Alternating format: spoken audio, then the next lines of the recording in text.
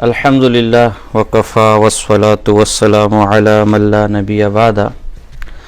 اما بعد فاعوذ باللہ من الشیطان الرجیم بسم اللہ الرحمن الرحیم۔ معزز و محترم حضرات، چند دن پہلے ہم نے حضرت شیخ محمد بن عبد الوہاب نجدی رحمہ اللہ کے متعلق علماء اہل سنت کا موقف آپ کے سامنے پیش کیا تھا کہ اس سلسلے میں اکابر علماء دیوبند کی دو قسم کی آراء ہیں۔ ایک، بعض حضرات ان پر سخت جرح کرتے ہیں اور بعض حضرات جو ہے وہ ان کی سخت حمایت کرتے ہیں۔ بعض حضرات ان پر سخت جرح کرتے ہیں اور بعض حضرات ان کی سخت حمایت کرتے ہیں، اور ہم نے کہا ایسا ہو سکتا ہے کہ ایک ہی شخصیت پر جرح بھی ہو اور اس کی توثیق بھی ہو، اور جن حضرات نے جرح کی ہے وہ غلط فہمی کی بنیاد پر کی ہے۔ شخصیات کے بارے میں ہم کہہ چکے ہیں کہ تحقیق کی بنیاد پر جو آراء اپنانا چاہے وہ کر سکتے، اس کی اپنی تحقیق ہے۔ ہمارا مدعا صرف یہ ہے کہ محمد بن وہاب نجدی رحمہ اللہ کو اچھا آدمی کہنے کی بنیاد پر کسی کو اہل سنت سے خارج نہ کیا جائے، کسی کو ظالم مضل یا نجدی وہابی ہونے کے طعنے نہ دیے جائے۔ الحمدللہ جنہوں نے وہ درس سنا تو مخالفین نے بھی اس کے اقرار کیا کہ ہم اس بنیاد پر کسی کو ظالم مضل یا اہل سنت سے خارج نہیں کہتے، ورنہ پہلے تو محمد بن وہاب نجدی کا نام لینا خود ایک مستقل کفر و گناہ تھا۔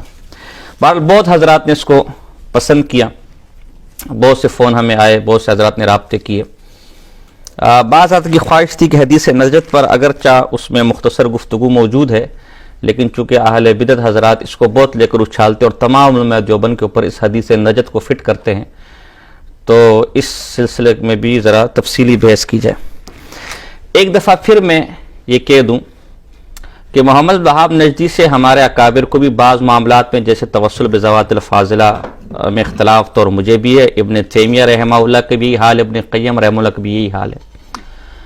ہمارا مدعا صرف یہ ہے کہ زانی دہلان نے جس قسم کے الزامات شیخ محمد بن وہاب نجدی پر لگا، انہیں بدنام کیا کہ معاذ اللہ حضور علیہ السلام کے قبر مبارک کو صنم بت سمجھتے تھے اور کہتے تھے کہ میری لاٹھی حضور کی قبر سے مضبوط ہے، میرا بس چل گیا تو میں حضور کے روضے پر بنا ہوا گنبد گرا دوں گا۔ جو اس کے حلقہ ارادت میں شامل ہوتا تھا اس کا سر منڈواتا تھا عورتوں کا، انہیں نئے سرے سے کلمہ پڑھواتا تھا، یہ سب جھوٹ ہے۔ اور یہ اللہ کا قرآن میرے ہاتھ میں، کوئی انصاف پرور شخص جس کے دل میں ذرہ برابر انصاف ہے وہ ایک طرف محمد بن وہاب نجدی کی کتابیں اٹھائے اور دوسری طرف زینی دہلان کے الزامات اٹھائے، اور یہ الزامات ان کی کتابوں سے ثابت کر کے دے دے۔ رب محمد کی قسم، یہ قرآن میرے ہاتھ میں، قیامت تک اس کی جرت کسی کو نہیں ہوگی۔ اس کے مقابلے میں زینی دہلان نے جو الزامات لگائے، آپ ایک ایک الزام پیش کرے، میں اس کی تردید خود محمد بن وہاب نجدی رحمہ اللہ کی کتابوں سے پیش کروں گا۔ تو ہماری تحقیق یہی ہے کہ فقیہ العادت حضرت مولانا رشید احمد گنگوئی صاحب رحمہ اللہ جو انہیں اچھا آدمی کہا، متبع سنت کہا، وہی تحقیق کے مطابق ہے، وہی صحیح قول ہے۔ بعض چیزوں میں اختلاف ہو سکتے ہیں، جیسے ہر آدمی کو ہر آدمی سے ہو سکتا ہے،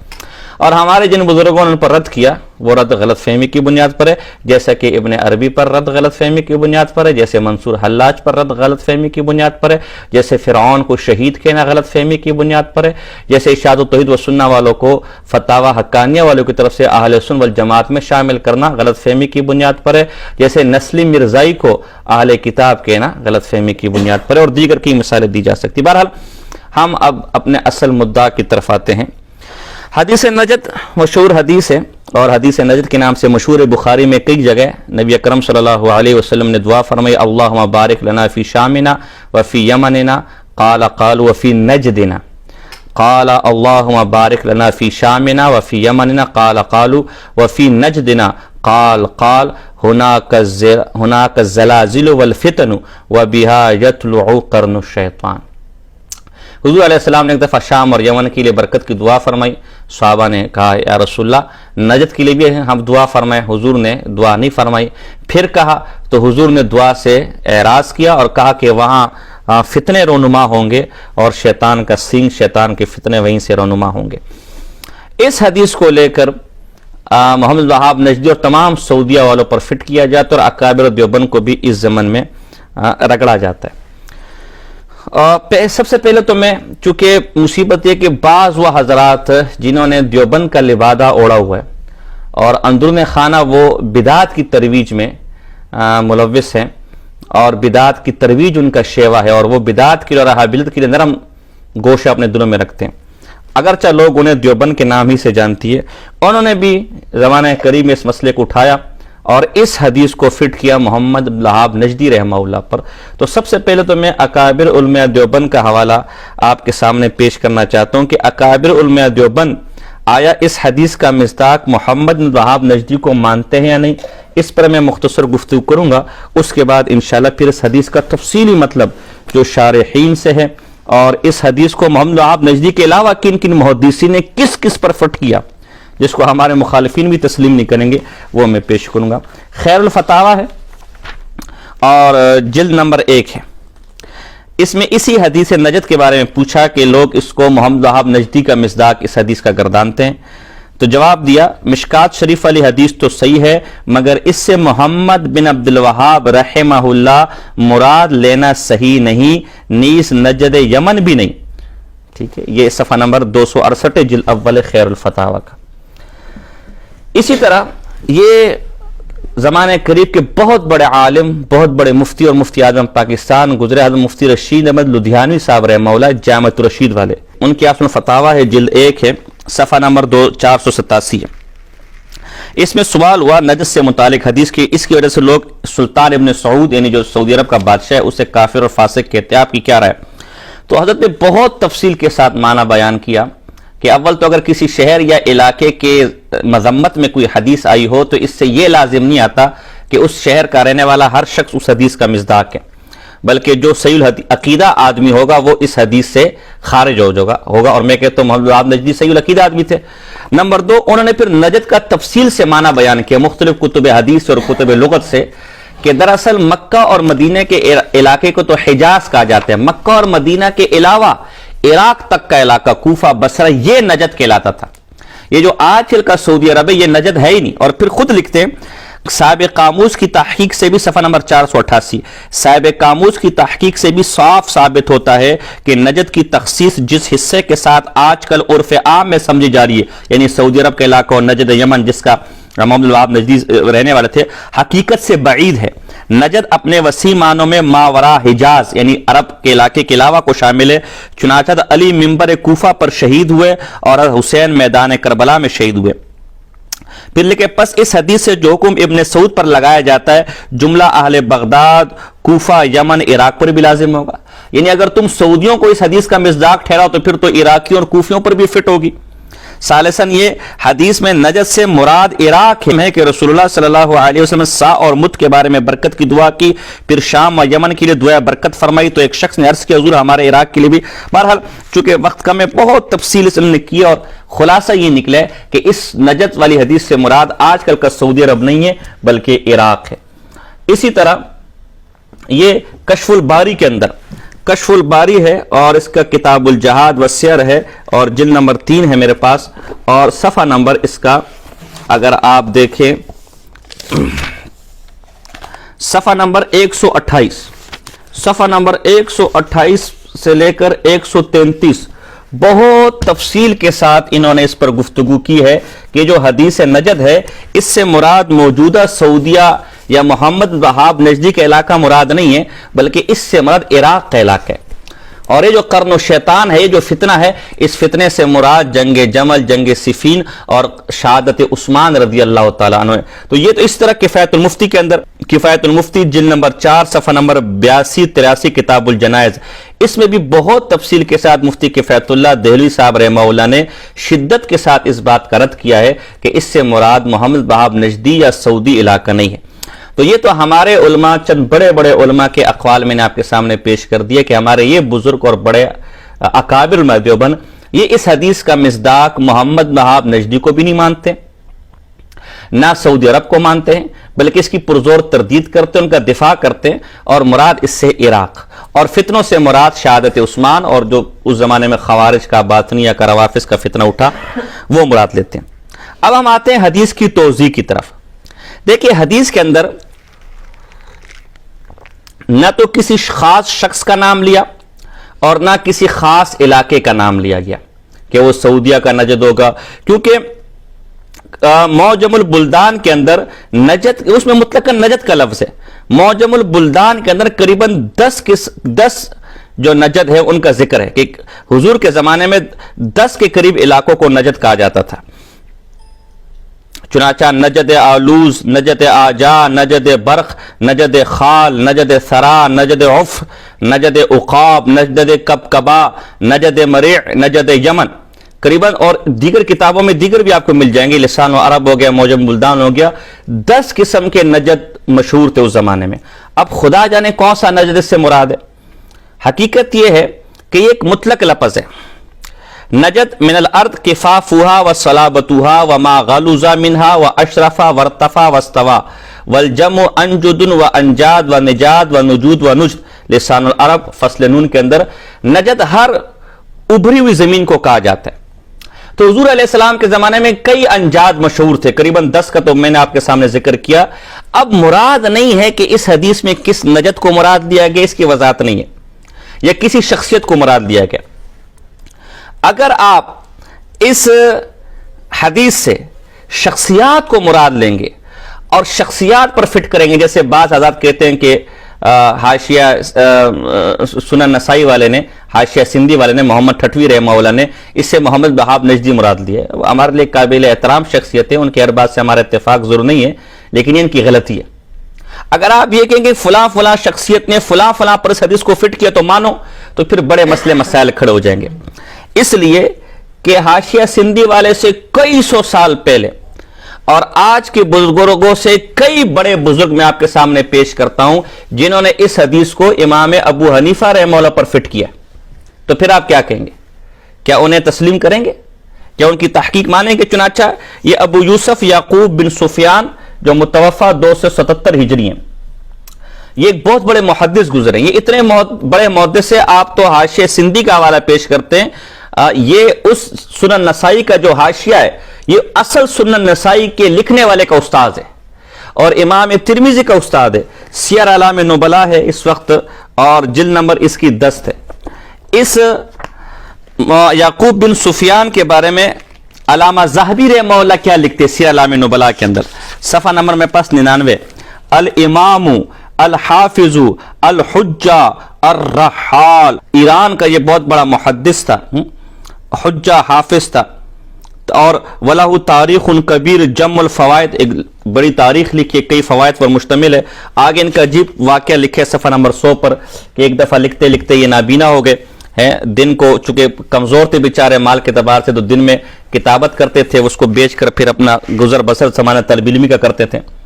تو ایک دفعہ ان کی آنکھوں کی بینائی چلے گی، رات کو سوئے، بڑے پریشان تھے، نبی اکرم صلی اللہ علیہ وسلم خواب میں تشریف لائے،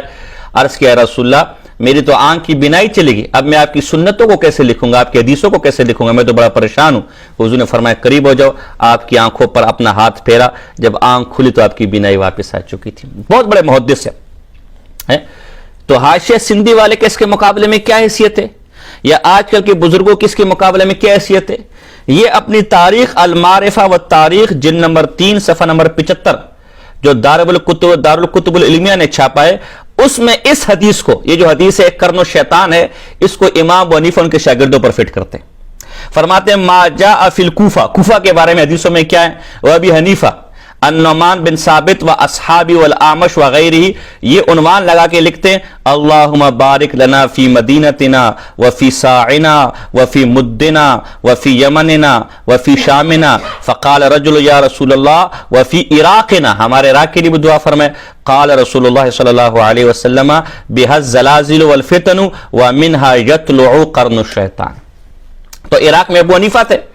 کوفہ میں ابو حنیفہ تھے، تو حضور نے اس کے دعا نہیں فرمائی کہ یہاں سے فتنے اور شیطان کا سنگ نکلے گا، اور آگے پھر کئی حدیثیں پیش کی، چونکہ 2 صفوں پر روایتیں لے کر آئے۔ اب اس قرن و شیطان والی ساری حدیثوں کو اتنا بڑا محدث امام ابو حنیفہ رحمہ اللہ پر فٹ کر رہا ہے۔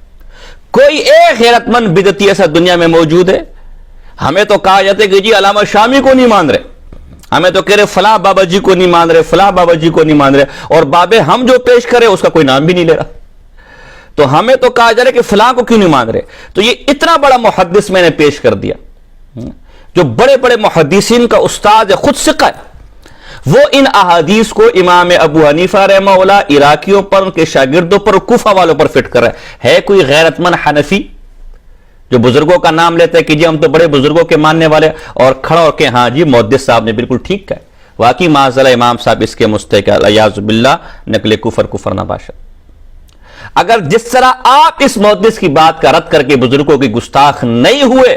اور یہ آپ تعویل کریں گے کہ محدث بیچارہ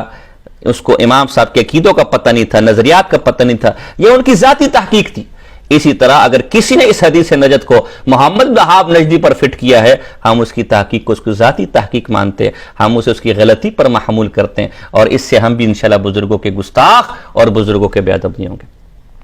تو پہلے یہ مرتے مرتے مر جائیں گے، الٹے لٹ جائیں گے انشاءاللہ۔ میں نے کہا تھا تاسو بچہ اختہ نہیں ہو، یہ جو دلائل میں دے رہا ہوں مجھے الحمدللہ اپنے دلائل پر شرح صدر ہے، قیامت کی صبح تک انشاءاللہ اگر ہے تو دے جواب، اگر ہماری غلطی ہم اپنی غلطی ماننے کو تیار ہے، لیکن کوئی ڈھنگ کا آدمی جواب دے، یہ نہیں کہ یار گٹو بٹوٹ جائے اور شروع ہو جائے جن کو ان کا پڑوسی نہ جانتا ہوں۔ تو اگر ہماری غلطی ہے تو غلطی واضح کرے، اور جو دلائل ہم دے رہے اس کا جواب دیا جائے۔ تو یہ اس حدیث کو امام ابو حنیفہ رحمہ اللہ پر فٹ کر رہے ہیں، آپ کیا کہیں گے؟ بہرحال اگلی بات دیکھیں، ذرا حدیث کو ذرا سمجھیں۔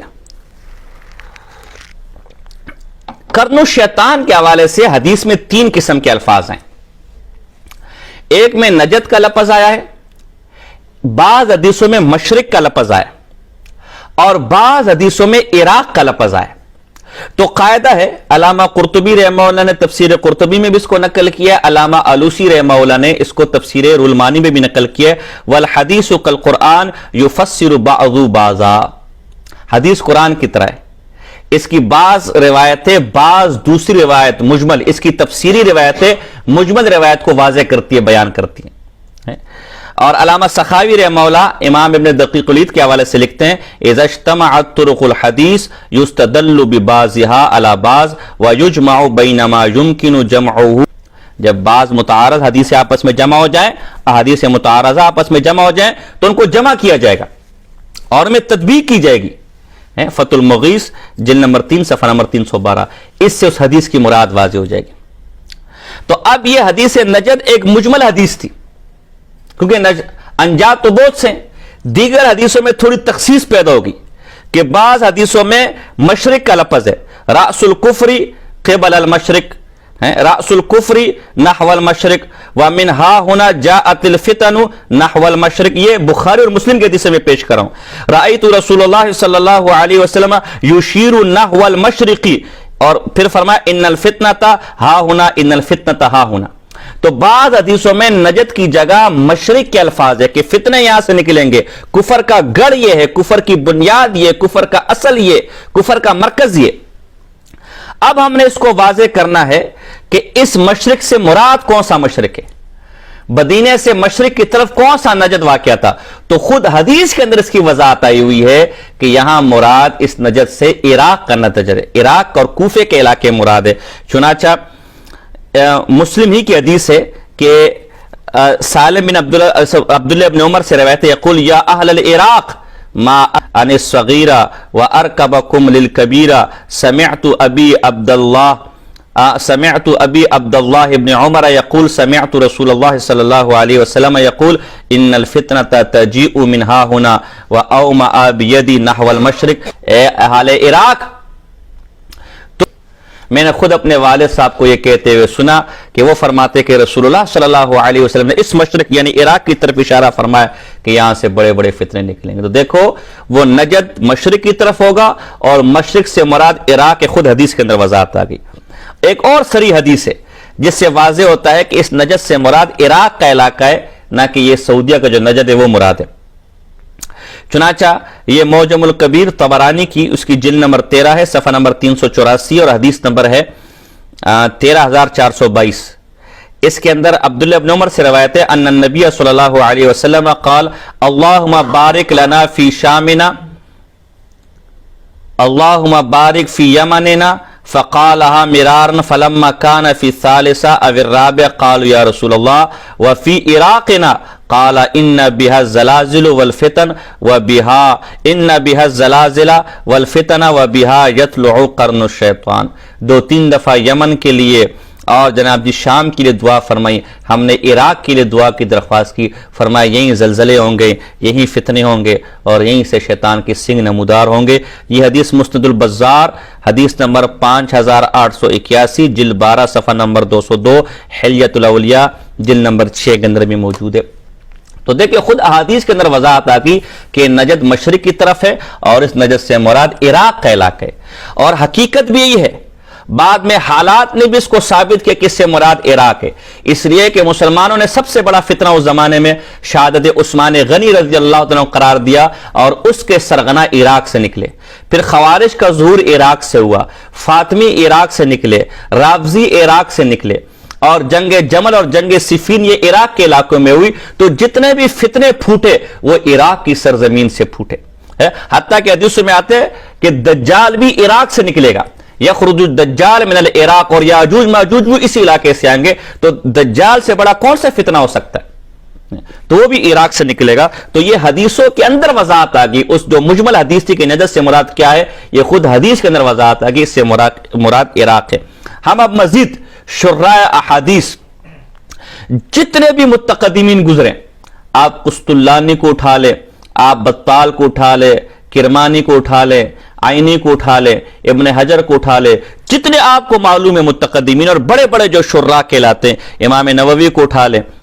سب کے سب اس پر متفق ہے کہ مراد اس سے عراق کا علاقہ ہے. اور فتنے سے مراد، قرن و شیطان سے مراد محمد بن وہاب لجدی نہیں ہے بلکہ خوارج ہے. تو ان کے مقابلے میں اکا دکا کی کیا حیثیت؟ چنانچہ یہ الکوکب الدراری جو شرح کرمانی کے نام سے مشہور ہے، جلد نمبر 24 ہے، صفحہ نمبر 168 ہے. فرماتے اس حدیث کی شرح میں وَمَنْ كَانَ بِالْمَدِينَةِ الطَّيِّبَةِ صلی اللہ علیہ ساکنہا کَانَ نَجْدُهُ بَادِيَةَ الْعِرَاقِ وَهِيَ مَشْرِقُ أَهْلِهَا وَلَعَلَّ الْمُرَادَ مِنَ الزَّلَازِلِ وَالْاضْطِرَابَاتِ الَّتِي بَيْنَ النَّاسِ مِنَ الْبَلَايَا لِيُنَاسِبَ الْفِتْنَ مع احتمال إرادة حقيقتها. قيل إن أهل المشرق كانوا حينئذ أهل الكفر فأخبر أن الفتنة تكون من ناحيتهم كما أن وقعة الجمل والسفين وظهور الخوارج من أهل النجد والعراق وما والاها كانت من المشرق وكذلك يكون خروج الدجال وياجوج وماجوج منها. وقيل القرن في الحيوان يضرب به المثل فيما لا يحمد من المأمور. فرماتے ہیں مدینہ طیبہ کے باسیوں کا نجد عراق اور اس کا نواحی علاقہ ہے. یہی اہل مدینہ کے مشرق میں واقع ہے. عراق میں زلزلوں اور فسادات سے مراد شاید وہ جنگیں ہیں جو لوگوں کے درمیان ہوئی ہیں. یہی بات فتنوں کے حسب حال ہے. یہ بھی ہو سکتا ہے کہ حقیقی زلزلے مراد ہوں. ایک قول یہ ہے کہ اہل مشرق اس وقت کافر تھے، نبی اکرم صلی اللہ علیہ وسلم نے بتا دیا کہ فتنے اسی طرف سے کھڑے ہوں گے. پھر ایسا ہی ہوا کہ جنگ جمل اور صفین اور خوارج کے ظہور والے واقعات اور پھر یاجوج ماجوج دجال بھی یہیں سے نکلیں گے. تو دیکھیں انہوں نے بھی نجد سے مراد عراق کا علاقہ لیا. اچھا، اس طرح عمدۃ القاری، چونکہ لمبی بات ہے، اب میں جلد نمبر 24 صفحہ نمبر 200، انہوں نے بھی اس سے مراد نجد سے مراد جو ہے علامہ خطابی کا قول پیش کیا. نجد من جہت المشرق ومن کان بالمدینہ کان نجدہ بادیۃ العراق، عراق کا علاقہ مراد لیے، اور کہا یہ جو خوارج تھا اور جو ہے یاجوج ماجوج اور دجال نکلیں گے، قرن و شیطان ہے، بڑے بڑے فتنے اس میں آپ دیکھ سکتے ہیں. زرقانی نے معطا کی شرح میں جلد نمبر 4 صفحہ نمبر 611 پر یہ لکھا ہے کہ اس سے مراد جو ہے وہ جناب جی یہ واقعہ جمل صفین مراد لیا، حجاج کا نکلنا مراد لیا، اور سارے کام عراق کے اندر ہوتے رہے، نہ کہ نجد کے اندر. اس طرح فتح الباری کے اندر بھی بڑی تفصیل کے ساتھ انہوں نے ذکر کیا کہ کانا اہل المشرق یومئذ اہل الکفر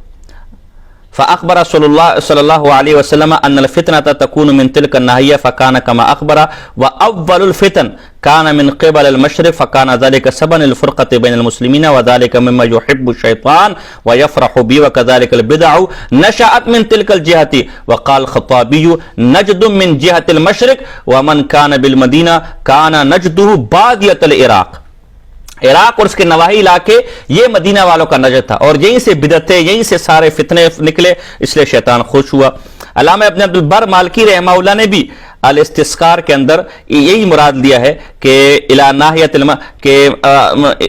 حضور علیہ السلام نے مشرق کی طرف اشارہ کیا، لأن الفتنة الكبرى التي كانت مفتاح فسادات ذات البین هي قتل عثمان بن عفان رضی اللہ تعالیٰ عنہ، وهي كانت سبب وقعة الجمل وحروب صفین كانت في ناحیۃ المشرق ثم ظهور الخوارج في ارض نجد والعراق وما وراها من المشرق۔ تو ادھر بھی دیکھیں مراد اس سے عراقی لیا ہے، اور فتنوں سے مراد جنگ جمل، جنگ صفین اور حضرت عثمان غنی رضی اللہ تعالیٰ عنہ کی شہادت مراد لی ہے۔ اس طرح امام ابن کثیر رحمہ اللہ نے البدایہ والنہایہ کے اندر جہاں خوارج کا ذکر کیا ہے تو ان تمام احادیث کو جو احادیث نجد یا عراق ہے اسے خارجیوں پر فٹ کیا، اور مختلف کتب کے اندر حدیث ہے۔ میں اس وقت الکامل فی التاریخ جلد نمبر 2 صفحہ نمبر 369 اور طبری جلد نمبر 4 صفحہ نمبر 60 سے نقل کر رہا ہوں۔ کہتے ایک دفعہ عمر فاروق رضی اللہ تعالیٰ عنہ کے زمانے میں بہت بڑا طاعون پھیلا اور بہت سے لوگ اس میں فوت ہوئے، شہید ہوئے، وہ کچھ مال وغیرہ چھوڑ گئے، تو اب یہ کس کو دیا جائے؟ عمرہ نے اس سلسلے میں عمر فاروق رضی اللہ تعالیٰ عنہ کو خط لکھا۔ اچھا، حضرت عمر فاروق رضی اللہ تعالیٰ عنہ نے لوگوں کو جمع کیا کہ اس حوالے سے کوئی مشورہ دیا جائے، اور انہوں نے حضرت عمر فاروق نے کہا کہ میں پورے بلاد اسلامیہ کا دورہ کرنا چاہتا ہوں، لوگوں کو جمع کیا کہ تو مجھے کوئی مشورہ دے۔ تو کعب احبار نے حضرت سے پوچھا، یا امیر المومنین بأیہا ترید ان تبدأ، آپ کس علاقے سے اپنے سفر کے اپنے دورے کی ابتدا کرنا چاہتے ہیں؟ آپ نے فرمایا قال بالعراق، عراق سے ابتدا کرنا چاہتا ہوں، پہلا دورہ میں عراق کا کرنا چاہتا ہوں۔ فرمایا قال فلا تفعل فإن الشر عشرة اجزاء 9 منها بالمشرق وجزء بالمغرب، 10 شر کے اجزاء ہیں، 10 حصے، 9 اس عراق میں پڑے اور ایک مغرب کی طرف ہے۔ والخیر 10 اجزاء 9 بالمغرب وجزء بالمشرق، خیر کا ایک حصہ عراق میں پڑا ہوا ہے اور 9 حصے مغرب میں پڑے ہوئے ہیں۔ وَبِهَا قرن الشیطان، اسی عراق کے اندر قرن الشیطان ہے۔ تو دیکھو یہ حدیث بھی اس بات کی صاف صریح دو ٹوک دلیل ہے کہ قرن الشیطان، جس کے لیے حضور علیہ السلام نے فتنوں کی زمین جسے کہا، زلزلوں کی زمین کا، اور شیطان کی ظہور کی زمین جسے کہا، وہ یہی عراق ہے۔ اس طرح بیچ حدیثیں گزر چکی، روایتیں گزر چکی، یخرج الدجال من العراق، دجال سے بڑا کون سا فتنہ ہوگا، کون سا بڑا قرن و شیطان ہوگا؟ تو خلاصہ کلام یہ کہ اول تو ہمارے جید اکابر، جن میں خیر الفتاوی والا میں نے پیش کیا، احسن الفتاوی والا مولانا مفتی رشید لدھیانی صاحب رحمہ اللہ، مفتی اعظم پاکستان جامعۃ رشید کے بانی، وہ میں نے پیش کیے، مفتی اعظم ہند کفایت اللہ، مفتی کفایت اللہ صاحب دہلوی رحمۃ اللہ کفایت المفتی کے اندر، اور محدث اعظم پاکستان حضرت مولانا سلیم اللہ خان صاحب رحمہ اللہ، ان تمام نے دو ٹوک انداز میں اس نجد سے مراد عراق لیا ہے، نہ کہ سعودیہ کا نجد۔ اور سوائے مولانا سلیم اللہ خان صاحب رحمہ اللہ، انہوں نے محمد وہاب نجدی کا ذکر نہیں کیا، باقی انہوں نے سختی کے ساتھ تردید کیے کہ اس سے مراد سعودی عرب والا نجد نہیں ہے بلکہ عراق والا نجد مراد ہے۔ اور اگر بالفرض سعودیہ والا بھی نجد ہو تو اس میں محمد وہاب نجدی کا کوئی قصور نہیں ہے، اگر اس کے عقیدے درست ہے، اور ایسی بات ہے کہ اس کے عقیدے بالکل درست ہے۔ پھر چونکہ بعض لوگ متاخرین کے بعض اقوال پیش کرتے ہیں کہ بعض متاخرین نے اس سے محمد وہاب نجدی مراد لیا ہے، تو ہم نے اس کے لیے بطور معارضہ جو ہے وہ یعقوب بن یوسف رحمہ اللہ، جو بہت بڑے محدث گزرے ہیں اور امام ترمذی رحمہ اللہ اور امام نسائی رحمہ اللہ کے استاذ ہیں، ان کا حوالہ پیش کیا المعارف و تاریخ کا، کہ انہوں نے یہ حدیثیں امام اعظم امام ابو حنیفہ رحمہ اللہ عراق اور کوفہ پر فٹ کر ان کے شاگردوں پر فٹ کیے، تو کیا اس کو ماننے کو تیار ہے؟ اگر یہاں آپ ماننے کو تیار نہیں ہے تو متاخرین کے قول بھی بطور حجت ہم پر پیش نہ کریں۔ پھر تیسرا ہم نے کہ ایک حدیث مجمل ہو تو دوسری حدیث میں اس کی وضاحت ہوتی ہے، حدیث بعض کی وضاحت کرتی ہے، جیسے قرآن کی بعض آیتیں دوسری آیتوں کی وضاحت اور تفسیر بیان کرتی ہے، تفصیل بیان کرتی ہے۔ ہم نے حدیث ہی سے اس نجد کا معنی عراق نکالا، پیش کیا، اور پھر آخر میں شرح حدیث، یوں سمجھے متقدمین کا تو اجماع ہے اس پر کہ اس فتنوں سے مراد محمد وہاب نجدی کا فتنہ نہیں، یا کوئی سعودیہ میں رونما ہونے والا فتنہ نہیں ہے، بلکہ خوارج کا فتنہ ہے، شہادت عثمان اتنا بڑا فتنہ ہے، دجال کا فتنہ ہے، یاجوج ماجوج کا فتنہ ہے، جنگ جمل جنگ صفین کا فتنہ ہے، اور مراد اس سے عراق ہے۔ اگر اس کے بعد بھی کوئی آدمی ضد اور تعصب میں آ کر اس حدیث کو علماء دیوبند کے اوپر فٹ کرتا ہے، یا اس حدیث کو محمد وہاب نجدی رحمہ اللہ کے اوپر فٹ کرتا ہے، تو اللہ ہی اسے ہدایت دے سکے۔ آخر میں پھر میں اپنے اس رائے کو دہراؤں گا، ہو سکتے مجھ سے غلطی ہوئی ہو، تبھی میں بار بار دہرا رہا ہوں کہ محمد وہاب نجدی رحمہ اللہ کے بارے میں ہمارے اکابر میں سے حضرت مولانا رشید احمد گنگوئی صاحب رحمہ اللہ، حضرت شاہ عبدالعزیز محدث دہلوی رحمہ اللہ،